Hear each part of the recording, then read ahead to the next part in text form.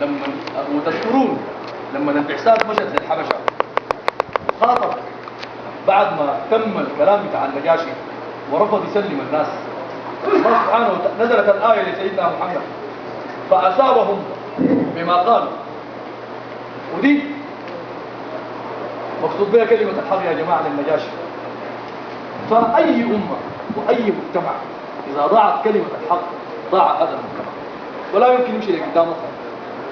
في حركة بتاع التغيير في العراق لسه موجودة حركة بتاع التغيير ممتازة جدا بفكر متميز بيقودوها ناس متميزين على درجة عالية جدا من الفهم، على درجة عالية جدا من المعرفة، تهمهم حاجة واحدة، تهمهم المصلحة بتاعت المجتمع. لأنك أنت والله شوف حتى أخوان اللي اشتغلوا في العمل العام في العراق والله مشكورين بذلوا جهد كبير جدا لا ننكر والله ولا نسيء لأحد، لأن احنا ذاته ما مهمتنا نسيء للناس أصلا. كل واحد بيجي يؤدي دوره في من ينجح ومن يخفق كثير جدا. أجي أخش في الحتة بتاعتنا احنا كمغتربين. أنا شخصيا قبل ما أجي هنا ده وأقول لكم علنا أنا بالنسبة لي المغتربين ليس لهم دور إيجابي في العراق أصلا، ما عندهم أي دور إيجابي. وأوريك بواحد اثنين ثلاثة أربعة أولادنا يخشوا العرفون بتجي في فراش ولا في عرس يا بالله فلان ده جبتين يقول له والله جاله 15 يوم كيف حالك الله يسلمك. في من تسمع به وهو مسافر والله يعني يجي قاعد الفترة حقته يسافر فات. للأسف الشديد حتى المعلومات اللي بيستغوها والله ما بيستغوا المعلومات من مصادرها، بيستغوها من فوق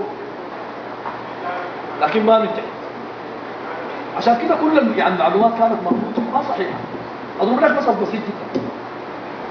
دفعت 100,000 جنيه في المركز الصحي بتاع العراق حقيقة والله.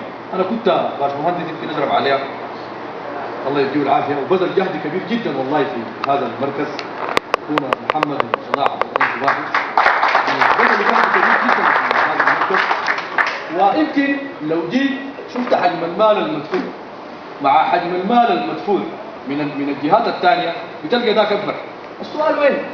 دفع هذا المال واكتمل المركز وجات معدات من الغرفة التجارية في هذا المركز.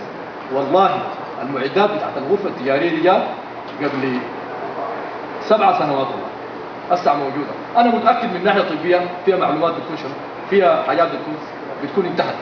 يمكن دكتور بدر الدين يكون عارف المسألة. إذا في ميدان جابوه قبل 8 سنوات هسه بيكون اتغير واختلف والمسألة بقت مختلفة تمام. فأنا